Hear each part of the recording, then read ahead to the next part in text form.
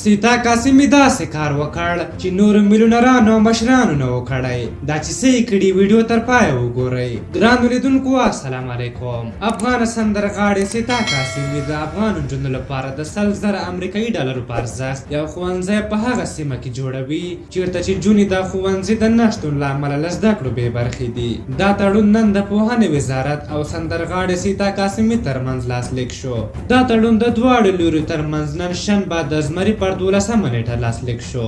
د مراسمو پر مهال د پوهنې وزیر ډاکټر محمد میرویس بلخي د هیواد له وتلو څیرو او پانګوالو څخه غوښتنه وکړه ترڅو د افغان ماشومانو ښوونې او روزنې ته ځانګړې پاملرنه وکړي. سیتا قاسمي د یاد تړون لاسلیکولو پر مهال ژمنه وکړه چې افغان ماشومانو ښوونې او روزنې لپاره به د پوهنې وزارت سره خپلو همکاریو ته دوام ورکوي. د ټولنیزو رسنیو ګڼ شمېر کارکوونکو د سیتا قاسمي دا کار ستایلی او وایي چې هر شتمن کس باید د دې هیواد د راتلونکو جوړولو لپاره لږ تر لږه یو کار وکړي څرنګه چې سیتا قاسمي د افغان نجونو لپاره ښوونځی جوړوي. دغه شان د نور پانګوال او شتمن کسان هم د افغان ماشومانو لپاره د ښوونې او روزنې په برخه کې کار وکړي. ګڼ شمېر سیمو کې افغان نجونې له زده کړو بې برخې دي لامل یې د امنیت خرابوالی یا د ښوونځیو نشتون او یا هم په ښوونځیو کې ناسم تدریسي چاپیریال دی. سیتا قاسمي د هیواد وتلې هنرمنده ده چې په پښتو او دري ژبو یې سندرې ویلي دي چې په 1983 میلادي کال د اپریل میاشتې پر 4مه نیټه زیږېدلې. اوس مهال په آلمان هیواد کې ژوند کوي چې له 2008 میلادي کال راهیسې پر سندرو ویلو بوخته ده.